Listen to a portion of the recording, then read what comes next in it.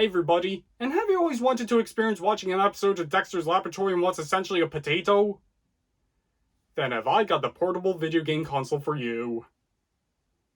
Movies are great, aren't they? They're these masterfully crafted works of art you can watch over and over again and still get enjoyment out of. It gave us Beethoven's Second, that's at least something. And you know what else is cool? Portable video game consoles. You can take these big games wherever you want and play them at a moment's notice. Socializing was overrated anyway. But what if you could watch movies on your handheld console? I'm not talking about the likes of Video Now with a god-awful screen if you can call it that, nor those Tiger music players with bit-crusher renditions of All-Star only YouTube's copyright system would love. I mean handheld consoles that can already play video games, but you can watch full-length movies on it, or at least TV episodes. So today, we're going to be looking at various kinds of movies that can be seen on handheld consoles, and find the novelty of them, I suppose. Starting off with the Game Boy Advance. It already has a fantastic library of games, despite a good handful of them being ports of old SNES games, and around the time the SP redesign came out with a clamshell design, and backlight so you can finally play your games in the dark. This is incredible! The Game Boy Advance video line was released, which consists of cartridges containing episodes from TV shows by Nickelodeon, Cartoon Network, 4Kids, the Disney Channel, and even Nintendo with the Pokemon anime. I do happen to have a few of the Cartoon Network cartridges, so let's see how they fare. Yeah, I don't imagine watching everything everywhere all at once on this thing. While it's really mind-blowing to see these cartoons on what's essentially a portable Super Nintendo, the visuals do take a hit, and especially the audio. The video doesn't look the best with its very low frame rate, whilst the audio is so crunchy that it practically sounds like it's choking on its spit. It does give you a few options. You can pause, fast forward, rewind, and skip chapters, as well as adjusting the brightness, where you can either make it so dark that you can make it harder to see than before, or make it so bright that it can blind you. Why did you think it was a good idea to make the picture darker? The original model never had a backlight! And interestingly enough, these are the only cartridges that won't work on the Game Boy player on the GameCube to combat against piracy with people recording them onto a VHS. But then again, would you really want to see these on a big 4K TV? But that's not all, as the GBA also received some movies from DreamWorks in their entirety, those being the first two Shrek movies and Shark Tale, in case the latter already didn't look bad enough. And I draw the line at spending import tax for something that will look and sound like this. So these are a really neat novelty nowadays, and nothing more. But if you could cram this video onto a GBA cartridge, I'll be impressed. And now for the PSP, a cool little handheld from back in the day with plenty of solid titles. Originally advertised as a portable PS2, one of the biggest selling points of that console was that it could play DVDs, with the PS2 being the cheapest DVD player on the market when it first launched at $300 in 2000. Which might explain why it's the best-selling console of all time. For now.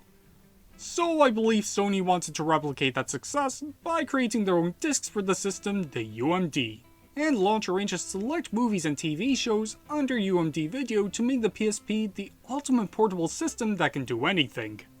These were just like any DVD, with a menu and the full movie with a whole slew of options, and I have to say, the sound and picture quality are great, especially for a portable console that launched over 20 years ago. God!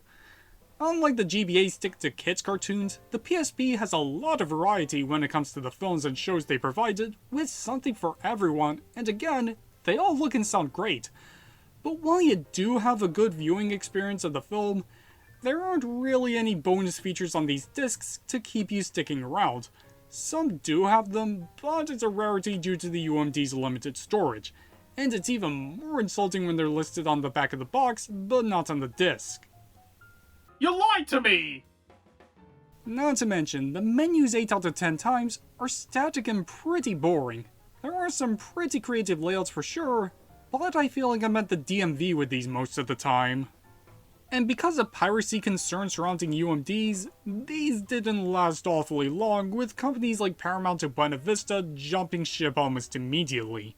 though Sony did stick around with the system, being its creator, releasing films like Zombieland, Cloudy with a Chance of Meatballs, and District 9, and Warner Brothers and 20th Century Fox supported UMDs a ton during the latter half of the 2000s, at least here in the UK, as it managed to get all 8 Harry Potter movies, and The Hangover Part 2 of all films. And the library, while strong, is also pretty weird at the same time. While I long for films exclusive to the States like Toy Story, The Incredibles, and the first 10 episodes of Ren and Stimpy for some reason, I'm quite content with what we got here in the UK, ranging from then recent blockbusters to all-time greats, as well as some oddities in this neck of the woods. And if you always wanted to watch Saw on the bus, well, be my guest. And I might go as far as to say this is the definitive way of watching the Polar Express. I don't think anything above would do the film's animation a favor.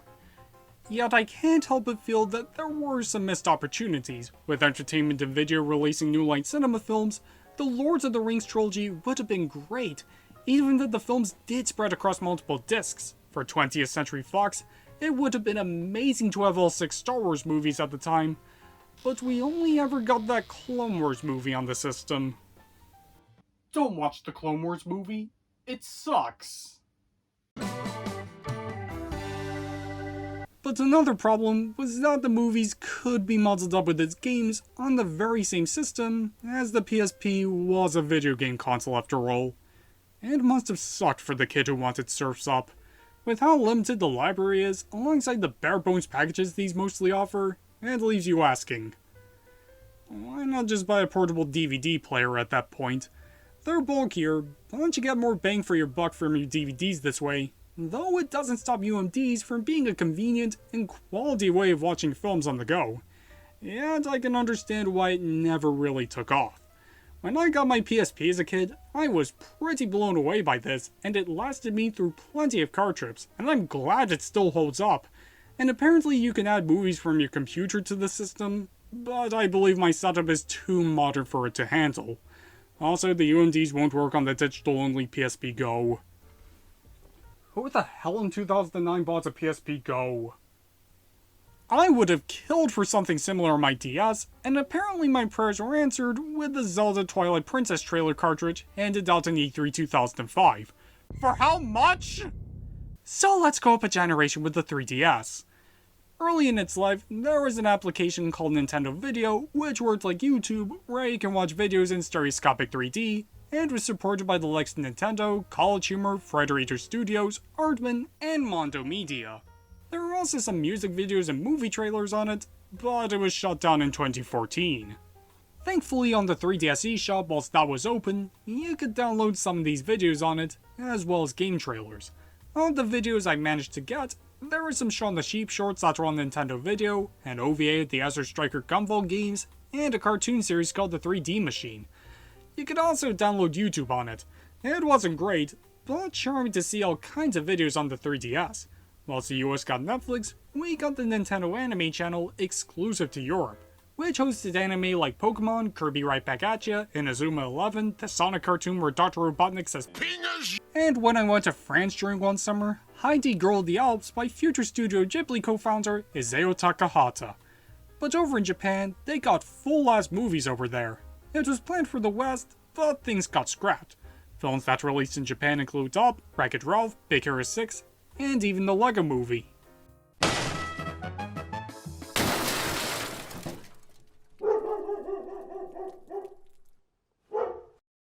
Yet an interesting case with this is Tekken 3D Prime Edition, a decent, if lacking in content, port of the Tekken games on a handheld.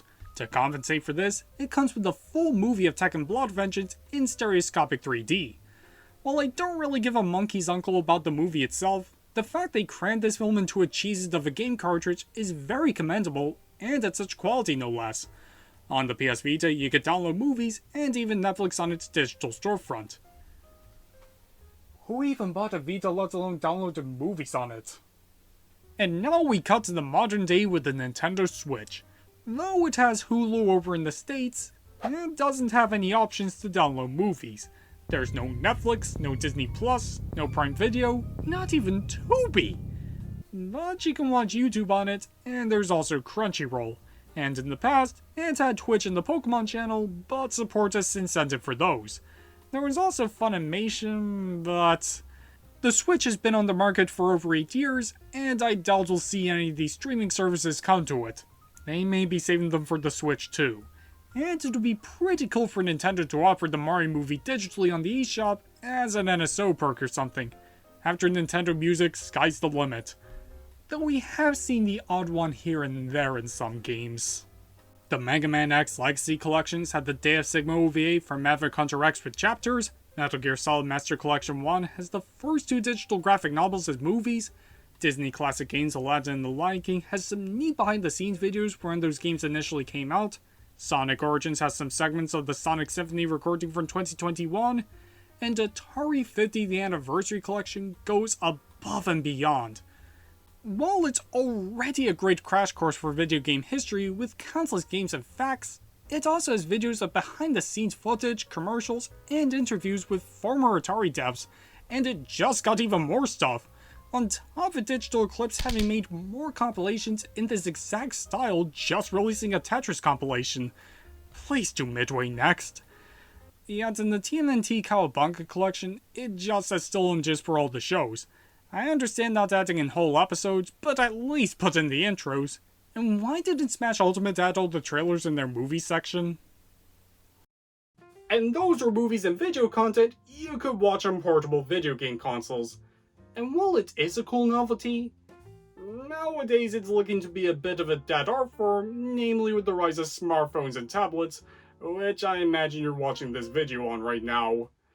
Though these methods of watching said content were perfect, they provided plenty of entertainment when they were around during the 2000s and 2010s, and helped make these consoles feel like they could do anything. I'll miss these, but there are better means of watching said content nowadays. Have you tried out these movies on portable consoles? And if you did, what you think of them? Let me know down below. And with that, thanks for watching.